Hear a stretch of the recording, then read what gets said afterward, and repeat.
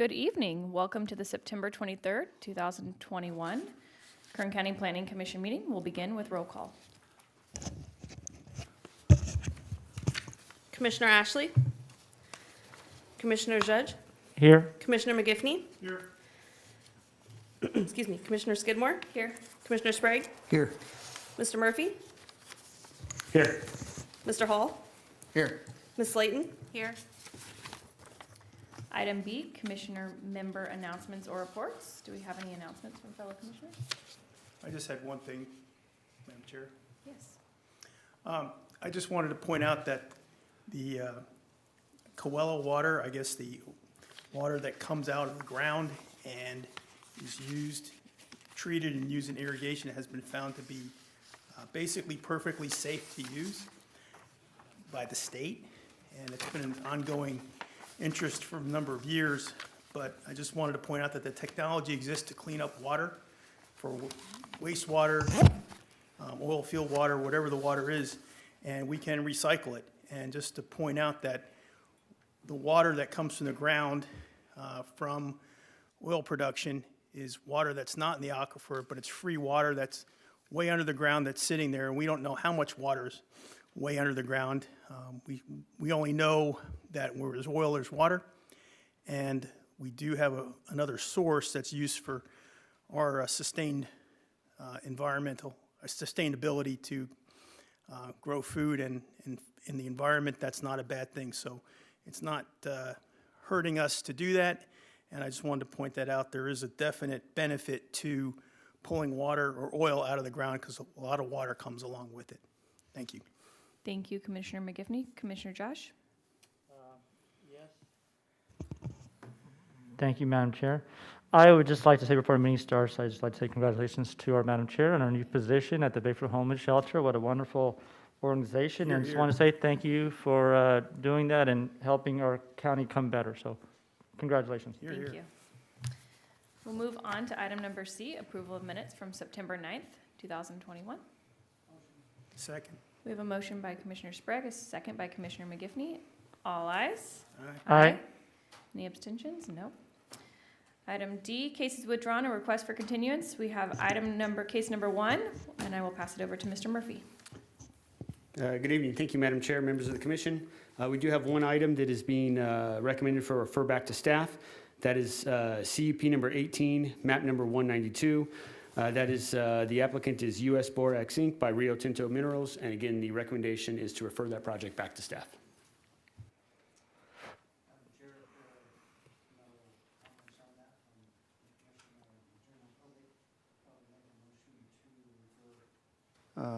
Back to staff as read into the record by Mr. Murphy.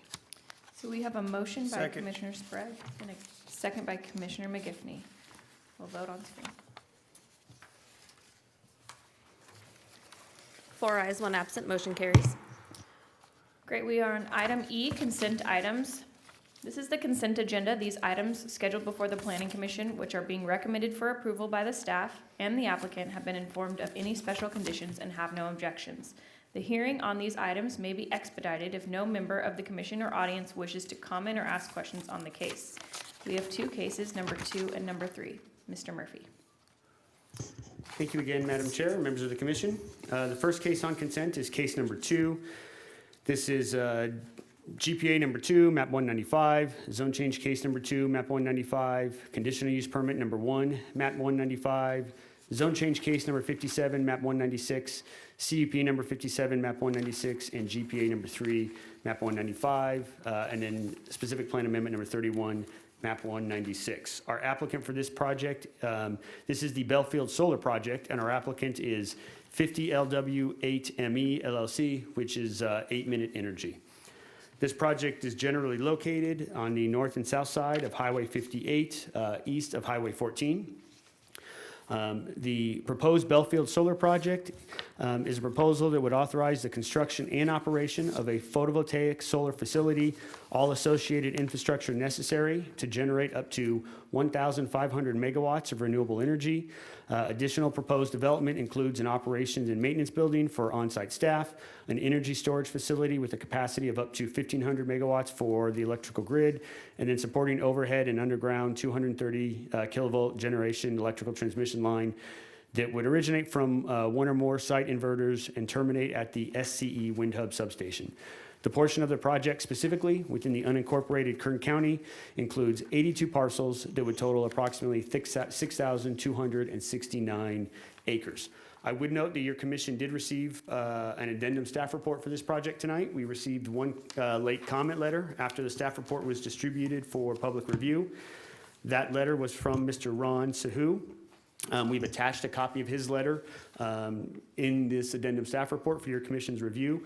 I would note that the comments provided are very similar to those comments that Mr. Sahu provided when he commented during the 45-day public review period. Staff does believe that we have already adequately addressed those comments, and none of the information provided in this new letter is new or additional. I just would note that some of his comments included some concerns regarding, as he terminated, inconsistencies within the project description from the studies that were prepared from the project to that which is being proposed for your commission's consideration tonight. The only thing I would note for that is studies were prepared. The project description can change as projects move forward. So long as the studies analyzed the project greater than what they're proposing now, staff can utilize that information, and then again, the independent analysis is further conducted within the EIR that staff prepares for your commission's consideration. So it is not uncommon to have a study have a little bit bigger project footprint than what is proposed for you, as long as this project is still consistent with the information that's been provided. Staff can utilize those studies as the basis for the analysis that we've prepared. So knowing that, staff believes that any of these discrepancies or inconsistencies are inconsequential to the overall analysis that we have provided and are prepared for your commission this evening. So with that, and the fact that we don't have any new information, staff's recommendation has not changed. And ultimately, the recommendation is to advise your commission to recommend the Board of Supervisors to certify the environmental impact report, adopt the 15091 findings of fact, and the section 15093 statement of overriding considerations, adopt the mitigation measure monitoring program, approve the amendment to the land use element of the Kern County General Plan as requested, enact ordinance and adopt resolutions approving the zone changes as requested, approve conditional use permits in accordance with the recommended conditions, approve amendments to the circulation elements of the Kern County General Plan and the Mojave specific plan as requested, and adopt the suggested findings as set forth in the attached draft resolution. The second item consent is case number 2. I apologize, is case number 3. There's a typo in your agenda. Case number 3, this is CUP 19, map number 10318. Our applicant is Charles Evelth by DeWalt Corporation, and I do apologize if I said that incorrectly. This project is located at 300 East Roberts Lane in the Bakersfield area.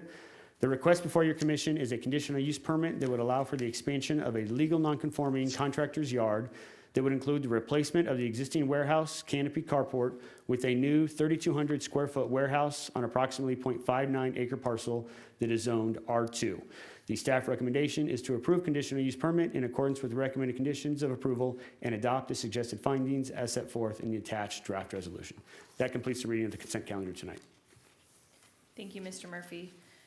Are there any members of the commission that would like to remove any of these cases? Madam Chair, I'd like to remove 2 from consent.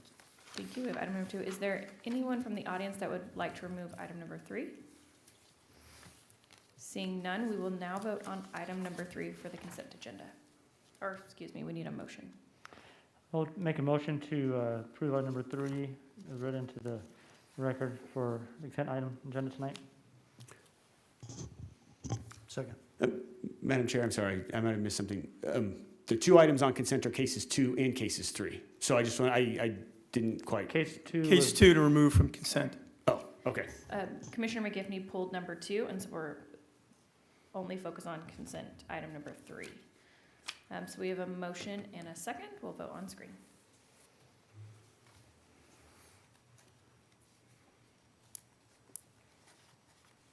Commissioner Sprague?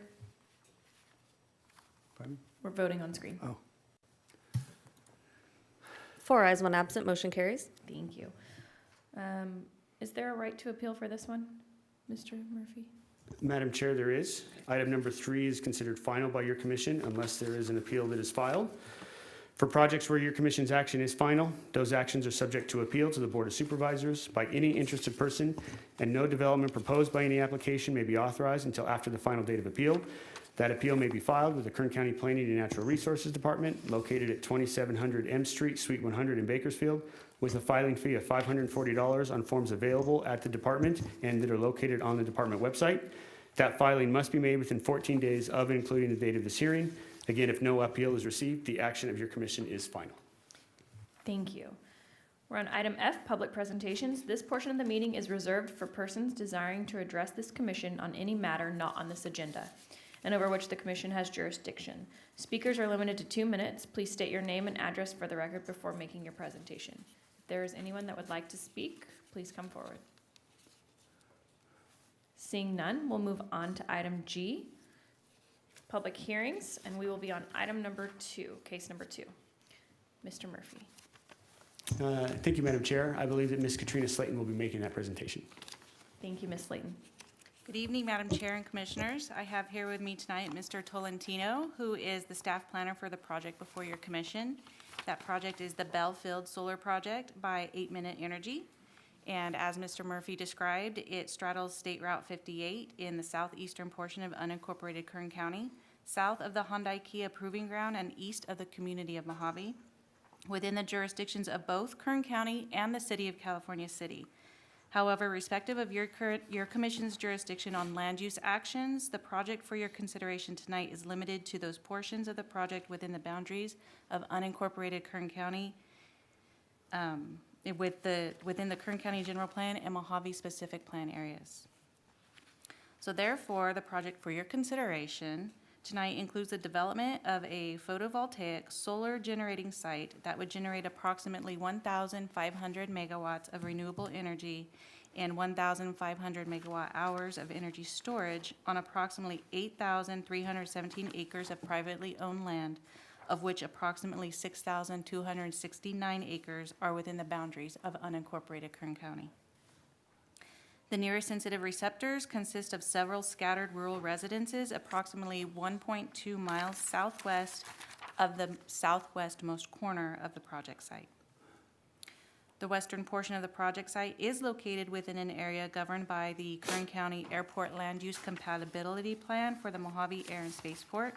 As shown on this figure on your screen, portions of the project site are within the Compatibility Zone B2, Extended Approach Departure Zone, and Compatibility Zone C, Common Traffic Pattern. So, in summary, the actions before your commission tonight include 1 general plan amendment from map code designation 1.1, state or federal land, to 8.5, resource management for approximately 82 acres. 2 zone change cases within 2 zone maps from the A1 Limited Agricultural and A1 MH Limited Agricultural Mobile Home Combining Zone Districts to the A Exclusive Agricultural District, and from the M3 PD Heavy Industrial Precise Development Combining and M2 PD Medium Industrial Precise Development Combining Zone Districts to the M1 PD Light Industrial Precise Development Combining. 2 conditional use permits to allow for the construction and operation of the solar photovoltaic electrical generating facility across 2 zone maps. 1 general plan amendment to the circulation element of the Kern County General Plan, and 1 specific plan amendment to the circulation element of the Mojave Specific Plan to eliminate section and midsection line road reservations, which would no longer be necessary with implementation of the proposed project. As part of the overall project, vacations of existing public easements are also proposed. However, because your commission does not have jurisdiction over public easements, no action or recommendation is required from you at this time. A complete listing of the requested actions has been provided to your commission on pages 9 through 11 of the staff report. If approved, the project would include the authorization to construct a commercial 1,500 megawatt solar power generating facility and associated infrastructure with up to 1,500 megawatt hour battery energy storage. The on-site construction workforce for the project is expected to peak at 1,000 individuals during the 12 to 18-month construction period. Once constructed, it is estimated that the proposed project will require up to 20 full-time equivalent personnel.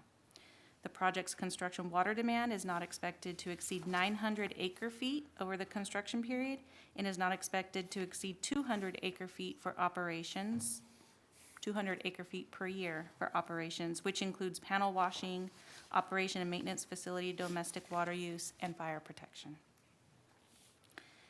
An environmental impact report was prepared for this project in accordance with the California Environmental Quality Act guidelines. The final EIR consists of 7 volumes, which have been provided to your commission and posted on the Planning Department's website. Pages 15 through 28 of your staff report provide a summary of the environmental determinations included in that EIR. The final EIR does contain 76 mitigation measures to reduce project and cumulative impacts. The proposed mitigation measure monitoring program, listing all of the required mitigation measures, has been attached to your staff report as Exhibit C for your review. While most of the project impacts can be reduced to less than significant levels with implementation of the required mitigation measures, staff has determined that implementation of the project would result in the following significant and unavoidable impacts. Those are project and cumulative impacts to aesthetics, project and cumulative impacts to air quality associated with temporary construction activities, cumulative impacts to biological resources for loss of foraging and nesting habitat, cumulative impacts related to hazards and hazardous materials related to the installation and maintenance of associated infrastructure, and cumulative impacts to wildfire due to the installation of solar panels and infrastructure in the project's rural location. The 76 proposed mitigation measures in the mitigation measure monitoring program were identified to reduce those significant impacts to the extent feasible. Staff did receive 12 written comment letters from individuals or agencies during the 45-day public review period and an additional 3 comment letters after the conclusion of that public review period. As required by CEQA, responses to these comments were prepared by staff and distributed at least 10 days prior to consideration of the project by your commission. A summary of those comments and responses are included on pages 28 through 31 of your staff report. The major concerns brought up by commenters were in regard to the project's impact to biological resources as well as traffic. Regarding comments on biological resources on the project site, the project by itself would not result in significant impacts to any species identified as candidate, sensitive, or special status, with implementation of 23 mitigation measures described, some of which were revised in response to comments. Caltrans requested clarification regarding state highway access locations and operational integrity, and states that necessary improvements are to be built to Caltrans standards. In response, the applicant prepared and submitted an updated assessment of temporary construction traffic, which was included in the response to comments to further clarify the analysis and determinations made in the EIR. Staff notes that per mitigation measure 4.14-1 KC and a condition of approval provided in the draft resolutions, a construction traffic control plan addressing all construction traffic routes, including activities during intersection improvements and transmission line crossings, is to be submitted and reviewed for approval by both Caltrans and the Kern County Public Works Department. During the course of processing this request, staff did notify all affected agencies, county departments, and property owners within 1,000 feet of the project boundary. An additional 2 letters were received as a result of this notice. They have been attached to your staff report and are summarized along with staff's responses on pages 31 and 32 of your staff report. One of those comments received was from the Kern County Public Works Department, Finance and Engineering section, requesting that additional information regarding construction traffic routes and that the applicant exhaust all other options before applying for a road closure permit for the Oak Creek Road. Staff notes that construction-related traffic and routes would be further clarified upon satisfaction of the mitigation measure previously described, which requires the applicant provide a construction traffic plan to be reviewed for approval by the Kern County Public Works Department. Additionally, the Planning and Natural Resources Department, in coordination with Kern County Public Works Department, has determined that a full closure of Oak Creek Road is not practicable at this time. Therefore, staff has included a condition of approval in the draft resolutions attached to your staff report stipulating that traffic control plan required per the mitigation measure require the project applicant ensure a minimum of 1 lane remain open and controlled for traffic during all daytime construction activities. One comment was received from a nearby property owner noting concern of the project's proximity to his property and that it may negatively impact his property value and request the project developer purchase his property. Project properties were selected by the applicant based on leasing and/or purchasing agreements between the applicant and the property owners. County staff does not participate in those negotiations, and these private agreements are not subject to consideration by the county. Property negotiations are not under the purview of CEQA and may take place outside of land use determinations privately between the property owners and the project developer. The comment regarding the loss of property value is a speculative assumption. The value of property is impacted by a number of influences. Examples include economic environment, availability of natural resources, or the development of infrastructure, just to name a few. There is no evidence staff can point to that would support the claim that approval of this project would reduce the property value of adjacent neighborhood. Adjacent property would continue to be able to be developed in accordance with current land use designations and zoning classifications. As Mr. Murphy mentioned previously, we did also receive one letter this afternoon that has been provided to your commission as part of the addendum provided to you tonight. Dr. Sahu provided comments similar to those received during the public review period of the EIR, and these comments were adequately responded to in the Chapter 7 response to comments of the final EIR.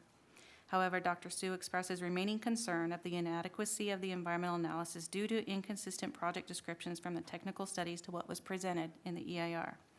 In response, staff notes that the final site design analyzed in the EIR was supported by the technical studies, and variations in the generation and storage capacities occur as a result of the extent of build-out and the types of components used. The comments claim an improper analysis of the heat island effect due to the project, and it's a matter of disagreement among experts and does not render the EIR inadequate as an informational document. CEQA allows for decision makers to choose between differing expert opinions on a subject matter.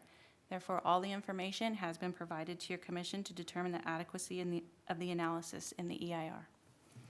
Dr. Sahu requests an explanation of the inconsistency in the water demand analysis versus the traffic study. Staff notes the expected use of the 100 acre-feet cited in the traffic study is water to be transported to the site for panel washing and was therefore disclosed for the intent of including necessary water trucks. The 200 acre-feet cited in the water supply analysis includes not only water for panel washing, but also for the O&M activities and fire suppression needs, and was the quantity included in the project description and analyzed in the utilities section of the EIR. Comments regarding the unenforceability air quality mitigation is responded to by informing the commenter that the numerous measures required to reduce any impact to air quality are enforced through the mitigation measure monitoring program attached to your staff report, which serves as a standard enforcement mechanism to ensure full and proper implementation of mitigation measures. This program identifies the time frame to implement each measure, the steps to demonstrate compliance, and the agencies responsible for verifying and monitoring successful completion of each measure. Also, all mitigation measures are enforced as conditions of project approval, as demonstrated in the draft resolutions provided as an attachment to your staff report. Last, Dr. Sahu's comments, he requests that Excel electronic formats of the technical analyses model outputs were not provided. The draft EIR and technical studies are provided in PDF electronic format for public review, which is commonly used format for circulated environmental documents and for the document protection. The EIR was not found to be inadequate in the modeling results. Staff does appreciate the comments submitted and believes the concerns raised have been adequately addressed as required by CEQA and that the project has been sufficiently mitigated for and conditions of approval have been created to ensure compatibility with the surrounding area as well as similar development in the area. Staff has reviewed the project in its entirety and notes the following to support a recommendation of approval. It is the opinion of staff that the project is sited in a location favorable to the development of a solar project as available access exists to the 6,629 acres of currently vacant, unincorporated Kern County land with limited water supply that would support other development. The project would provide an estimated one-time $3.5 million contribution to the general fund and mitigation fees, as well as an estimated one-time $7 million in sales tax revenue for the project equipment and components, and an additional estimated $8 million in annual property taxes for the life of the project. The project would establish solar power generating facilities that are of sufficient in size and configuration to produce approximately 1,500 megawatts of electricity, with the capacity to store up to 1,500 megawatt hours of electricity and help the increasing demand of the state of California for clean, renewable electrical power. The project would enhance electrical distribution infrastructure and provide greater support to existing and future customer loads to ensure that the Southern California Edison can provide power to all customers. Project would generate up to 1,000 jobs at the peak of construction and up to 20 full-time jobs during operation. The project will allow for the use of existing infrastructure due to its close proximity to commercial transmission facilities. The project would assist the state in achieving the California Renewable Portfolio Standard that requires investor-owned utilities increase the sale of electricity produced by renewable energy sources to 60% by the year 2030 and up to 100% by the year 2045. Last, the project is consistent with the adopted goals and policies of the Kern County General Plan to develop renewable energy from wind and solar facilities, and staff believes that your commission can make all the required findings necessary to approve the conditional use permits. So therefore, the department recommendation for this project is to advise the Planning Commission to recommend the Board of Supervisors certify the environmental impact report, adopt Section 15091 findings of fact and Section 15093 statement of overriding considerations, adopt the mitigation measure monitoring program, approve amendment to the land use element of the Kern County General Plan as requested, enact ordinances and adopt resolutions approving zone changes as requested, approve conditional use permits in accordance with recommended conditions of approval, approve the amendments to the circulation elements of the Kern County General Plan and Mojave Specific Plan as requested, and adopt the suggested findings as set forth in the attached draft resolutions. This completes staff presentations. Applicant is here in the audience today and would like to speak to you when you are ready. Thank you, Ms. Slayton. Always a long-winded, amazing statement. Thank you. Can I have the applicant please step forward? And please state your name for the record.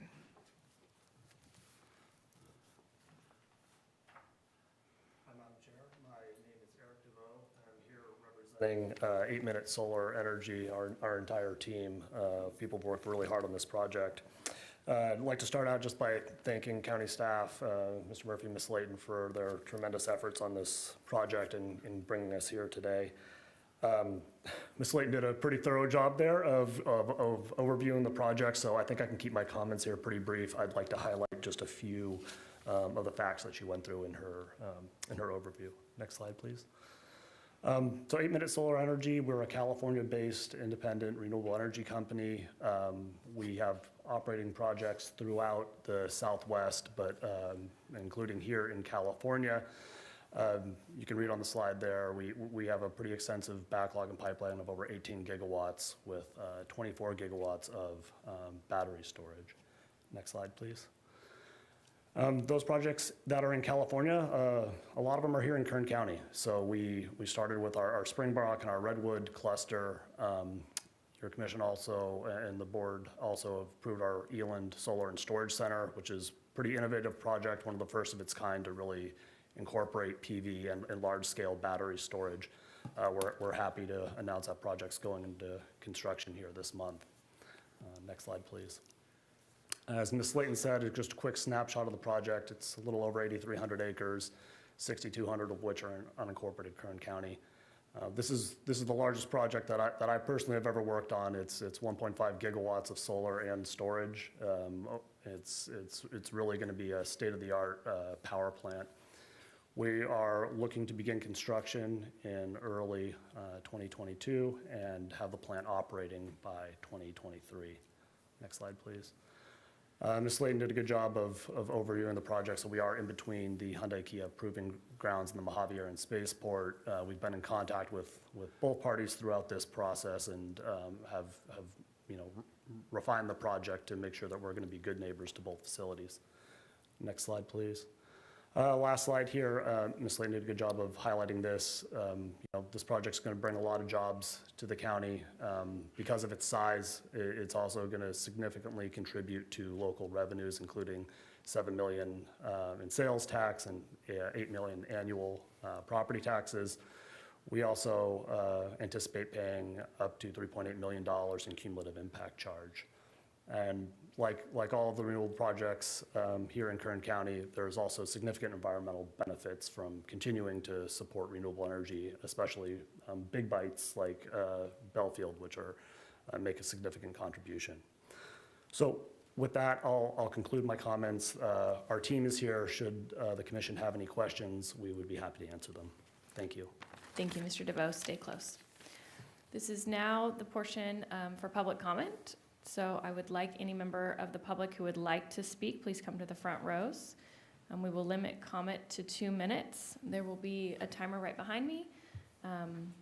Please remember to state your name for the record. And the first speaker, please come forward. My name is Brian Holt, B-R-I-A-N-H-O-L-T. I'm Business Manager, Financial Secretary of IBEW Local 428. We're the electricians union here in Kern County. And on behalf of the nearly 1,000 Kern County residents that we represent and their families, we stand in strong support of this project for all of the reasons listed before. And someone else can have the rest of my time. Thank you. Next speaker. Hi, my name is Hertz Ramirez, and I'm the business manager for Labor's Local 220. I am here on behalf of 2,000 members, many of who live in Kern County. Much like the other projects that Amen has done, we are in favor of it. They do hire locally. It provides a lot of good paying jobs for a lot of the apprentices. So I strongly urge that this project get pushed to the, to the County Board of Supervisors for approval. Thank you. Thank you. Good evening. My name is John Dristis. I am here on behalf of Operating Engineers Local 12. We are here to offer our support to 8 Mile Energy in support of this project. We worked with this particular contractor on the Springbok project that he mentioned earlier today, and everything went well. That was a great project, and we're here for his support. Thank you. Thank you. Is there any other member of the public who would like to speak in support or opposition? Seeing none, sir, would you like to come forward?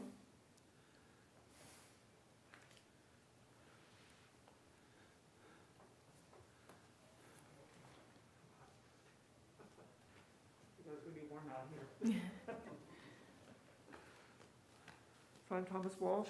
I live in Ventura, California, but I own 10 acres out in where they're going to be building this project. And I just need to know how it's going to affect my property taxes. I'm going to go up, down, because I've had values. I mean, when parents bought it 30, 50 years ago, it was like $17,000. It went down to about $3,000. I keep getting offers for about $1,500 for it. And now all of a sudden it's jumping back up again. So I don't know where I'm going to land in the middle of this whole thing. And if I do lease it to them, if I have to ask for more money to cover the property taxes that are going to come up.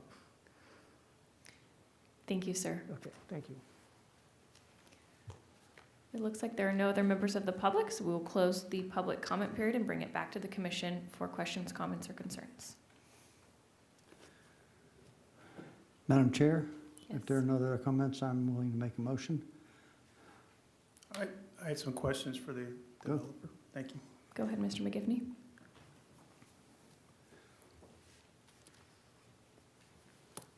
Yeah, just to say, first of all, this is a really amazing project because I'm doing some rough calculations. Power plant that size would use maybe 5 billion gallons a year in that region. There's no seawater, obviously, so that's how I say that. And then that's about 15,000 acre feet, rough numbers, which would serve 60,000 or more families. So that's significant if you're looking at sustainability. So I commend you guys. I don't know if it was your presentation, but those something to consider. And equivalent power plant would use that much. Granted, it's not the worst thing in the world to use water properly, but at the same time, from a sustainability standpoint, this in that region in our county, a lot of power plants. This is definitely something to look at because of the water issues we see right now, as you know, the Colorado River, et cetera, et cetera. We see that today. So this is something we have to consider as we build anything. And thank you for doing that. I just had a few questions for you because mostly are basically how you came to this arrangement. First of all, the California City portion, that's a separate thing. How is that being integrated into this? If they don't approve it or do approve it, how are we, or they approve it, we don't, let's say, well, what's your backup plan there?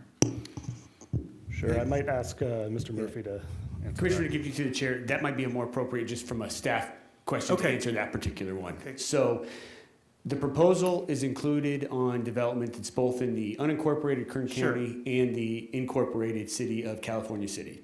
So under CEQA, the majority of the project is located in unincorporated Kern County. Therefore, the county became the lead agency Got it. for preparing the environmental document. That was done in consultation with the city of California City, and California City is now participating as a responsible agency in terms of their consideration. So if this project moved forward, how it would go through is it would go through the unincorporated portion first. If it were to be approved, and then the EIR would be certified, after those actions have occurred, the city of California City would go and then take their appropriate actions in terms of consideration of the portions of the project that are located under their jurisdiction. So the actions that are before your commission today, while we looked at the analysis as a whole, you only have the jurisdiction over the portions of the project that are located within the unincorporated Kern County. The city of California City will be able to independently take that document. If they want to propose different conditions of approval or things along those lines, that is something that they can consider as it gets considered through their jurisdiction. So that is kind of the process. This was done very similar. We had a project that straddled the Kern County and LA County line, where Kern County took action first, certified the environmental document, and then subsequently the project applicant worked with the other jurisdiction, and then they considered that at a separate time. I would note too, part of the reason at one point we were considering having this project considered both by your planning commission and the City of California Planning Commission concurrently. However, in Kern County, this project needs to go to the Board of Supervisors for final approval. In Cal City, because of the proposed request, it actually would stop at the Planning Commission. So it was not appropriate then to have a joint Planning Commission meeting when their action would be final and the EIR hadn't been certified yet by the lead agency. So given that process, it was determined that the appropriate flow would be process the portion through the county first. Once that is completed, then the project applicant will work with the City of California City, and then they will respond as a responsible agency and consider the portions of the project under their jurisdiction. All right, thank you for clarification. And this is such a big project, that's why I have so many questions. It's just probably the biggest one I've seen. So I guess back to my question, what would happen if Cal City said no or had different conditions? What would happen then to the project? Would it start in Kern County and then, what would happen then? Yeah, absolutely, and thank you for acknowledging the complexity and size of the project. It is one of the more complex ones. It's immense. So should that happen, and while we're fully working with California City to make sure we can build out the full project, we would do exactly as you just said. We would begin building the portions here in Kern County that this commission would recommend and that the board would hopefully approve, and while we continue to work with California City. I'd also note that the battery storage portions of the project that drive some of the economic numbers you said are in Kern County. Thank you. And then there's a lot of non-contiguous areas there. Why is it so spread out? Or is it, I know this gentleman, Ron Broder, approached this about his acreage he would like to be purchased. I'm just curious how you have so many pieces and parcels that aren't included where you would think they would be contiguous and be able to do that. I'm kind of curious how this came about, where you have some pieces and parts that aren't part of it.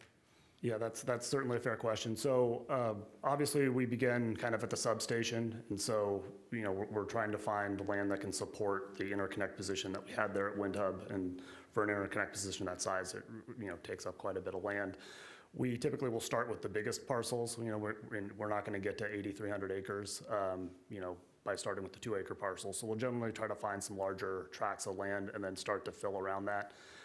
The reality of it is that we probably have more land there than we need for certain phases of the project, but things will fall out. There could be title issues, there could be mineral rights issues. Other things could come up through the environmental analysis that would cause us maybe not to develop on a portion or the entirety of the acreage. I'll just say also this particular area of the world and the, border between California City, there's a lot of parcelization that kind of goes on as you kind of move out from what you see there. And so it starts to get pretty onerous to track down property owners for, 2.5, 3 acre pieces. So that's how we started. Through this process, we have worked with planning staff to contact other interested parties for land, but we really, at this time, given the environmental process, aren't in a position to add them to this particular project at the time. But you're saying some of these pieces could change or move in, move out, or how would that go? If anything, it would be a subset of what you see in front of you now. So we wouldn't be able to expand or change the configuration beyond what you see in front of you. We may just refine what you see. I see, because those guy who has 30 acres right next to the project's out of luck then? He doesn't get, you guys wouldn't consider it? It sounds like he really tried. I don't know if he did or not, but he sounds like he said he did, and I was just curious why that that piece that looks contiguous wouldn't be included. Yeah, and I'm not in the best position. We started picking up land for this project probably over 5 years ago. Oh, sure you did. We've been working through this process for a long time, so I can't comment on any specific parcel, Sure. but that's generally the process that we follow. Yeah, I was just curious because it's immense, like I said. I'm wondering how you even got there, so. And then my final question is, how much would this traffic impact on Highway 58? I travel that a lot, so it does concern me personally, obviously, but it's a very busy highway and it's a lot of through traffic, so I just want to know how much that would impact it. No, that's certainly a fair question. So one of the reasons we did really key in on this specific location is the old 58 Altus Avenue off-ramp that you'll kind of see on the western portion of the map that's in front of you right now. It's a fully developed off-ramp, including an off-ramp that goes to the east right there and provides very good access to our project site. So most of the traffic studies that we've prepared and the environmental analysis shows that, because that's there and because we can efficiently get our construction traffic off of the highway there, it should greatly reduce the impact on 58. Thank you very much. That's all my questions, Madam Chair. You go back. Thanks, sir. Thank you. Madam Chair, Yes. do you have any other comments? Got to make the motion? Yeah. But feel free, Mr. Trey. Yeah, Madam Chair, I'll make a motion to approve the project as read into the record by staff. Appreciate Commissioner McGiffey asking those questions, which are important and relevant. So I would like to move forward with that motion. We have a motion I will second. and a second. And staff, can we make sure that we meet with Mr. Walsh on his property tax question after this? Is that possible? Awesome. We have a motion and a second. We'll vote on screen. 4 ayes, 1 absent, motion carries. Great. There's no right of appeal for this project for which the Planning Commission's action is advisory to action required by the Kern County Board of Supervisors. So we are on item H, adjournment. The next Planning Commission meeting is scheduled for October 14th, 2021. Do I have a motion? Motion? Motion Second. and a second. All ayes? Aye. Aye. Thank you.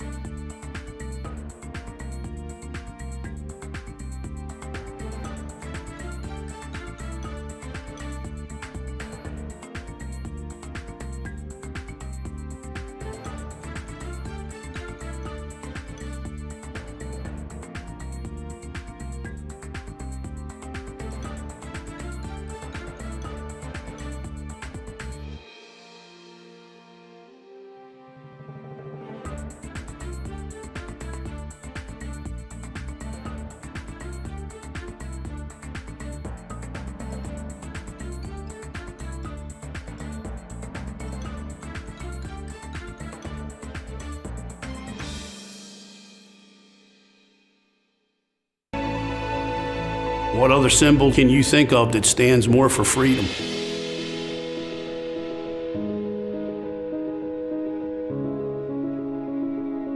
It stands for freedom.